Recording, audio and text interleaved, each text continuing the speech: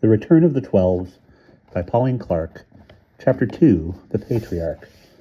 Max waited until he heard the motor car doors slam and the engine purr and sing. Then he did, in fact, race down to his own room and lean out of the window in time to see the number plate of the Land Rover disappear out of the yard. For a minute he felt sorry and lonely. Then he quickly went up the attic stairs again and looked through the keyhole. The wooden soldiers stood exactly as he had seen them when Jane interrupted. They had not moved a tenth of an inch. They were as dead as ninepins. They had frozen again. Max sighed and raged. This would be a cell, if he had prevented himself going with the others for nothing. All the same, he did not give up hope. He had seen them move twice now, and what you saw, you believed. Max also believed many things he did not see, like everyone else. The gobstopper was becoming more manageable now, and as he knelt there, Max turned it over and over in his mouth. Suddenly, he crunched it all up with determination and impatience. He decided to go in. He wandered round the attic, pretending to be busy looking at things, but all the while keeping a half-cautious eye upon them. It felt to him as if they were keeping cautious eyes on him. It was like two cats casually looking away from each other, but really each wondering if the other were going to pounce. It seemed much more than a week they had been here. It had seemed a lovely house to come to, and as if it were theirs at once and always had been. He remembered the time they first came up here to the attic, carrying the stool, the boat, and the drum. Mrs. Morley had said, "Now we won't banish great-grandpa's Ashanti things forever, but as I don't know quite where they're going, will you take them carefully up to the attic, please?" Philip, Jane, and Max were only too eager to explore the attic. Philip had seized the heavy carved wooden stool, and with its curved seat. Jane had clasped the curious-shaped skin-covered oblong drum to her chest, and Max had taken the carved model canoe. Their great-grandfather had been a missionary on the Gold Coast of West Africa. He had gone up the Niger further than any other missionary before him, no doubt in such a boat, as he had talked to kings who thought it was quite all right to kill people for sacrifices. He had seen the pits where they threw them, and the huts that were full of skulls. Max now came to the stool, sat down upon its curve, which fitted the sitter so comfortably, and looked squarely at the soldiers. On just such a stool, their mother had told them, were crowned the kings of Ashanti. She had been told by Grandma, who was the daughter of the missionary. Max had stayed behind that first time to explore thoroughly. He had stamped round the attic just as he had seen the surveyor do, jumping on boards and tapping walls. He had been rewarded by finding the loose board near the window. Max never left things half explored. He got his knife, levered up the board, and found that dirty torn roll of rag in which were the old soldiers, 12 of them. "After all," said Max aloud, "I did rescue you from a living death." He thought this was a fine expression. He had read it in some book lately. Although they were so old and knocked about, it was exciting and mysterious to find them hidden, and to wonder who had hidden them. Added to this, when he brought them to show the family, his mother had said, "Max, how interesting! Do take care of them, because I should think they're really old. They ought to be in a museum." "How old, Mummy? How old, Daddy?" Max said, clutching them in his two hands. "Careful, they look a bit frail," his father had said, and he took one and scrutinized it. "Not much face left, or paint. He's got a sort of high black cap on. I should think they're Napoleonic, or rather Wellington, being English, from what you can see of their clothes." "How old, Daddy?" Max persisted. "Well over 100 years, if I'm right, Max. Take care of them, do. I don't know that you ought to be allowed to play with them." "But I found them!" Max exploded, and of course because they were admired and valued, Max had quickly become devoted to them. Jane said they were shabby, and Philip said they were worm-eaten, which was not true. It was only because he had not found them himself. But Max adored them. One or two still had a round, flat stand with 2 holes in it for their feet to go into.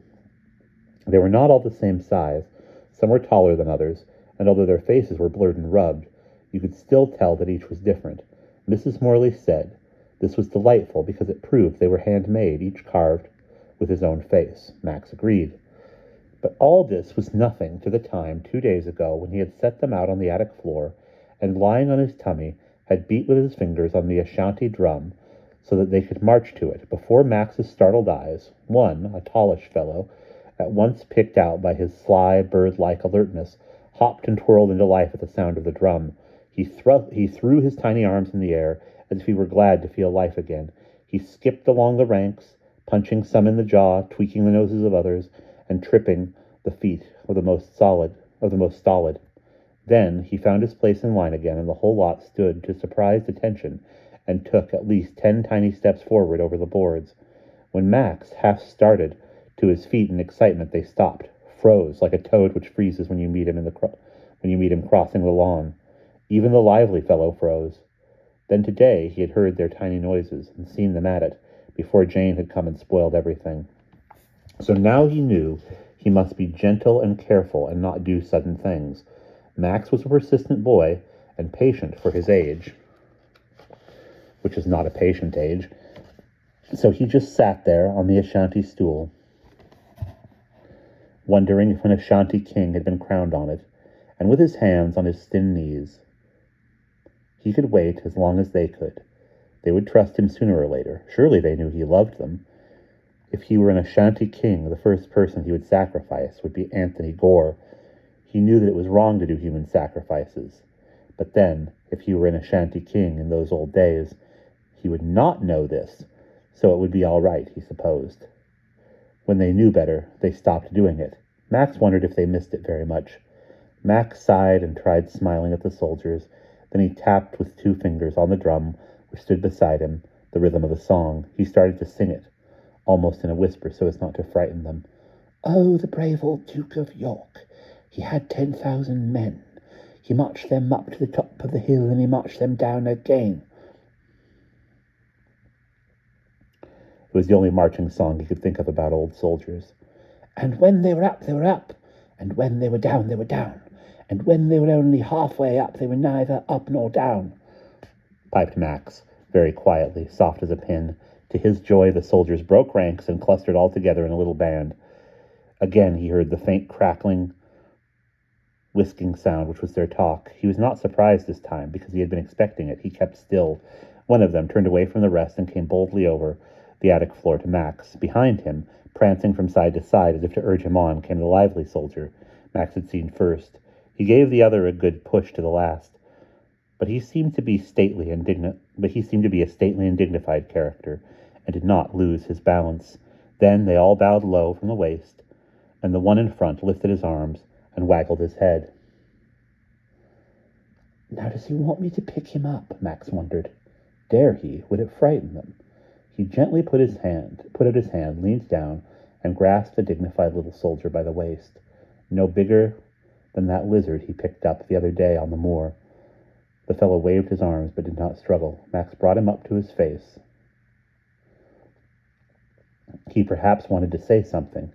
He held him near to his ear. There was a crackle. Max closed his eyes and listened very hard, holding his breath. The crackle came again in more of a pattern. Max brought him a bit nearer. The third time he could hear and understood. "Are you one of the genii?" said the creature. Now Max had read the Arabian Nights. He knew all about the genii, those spirits who preside over a person's destiny all his life.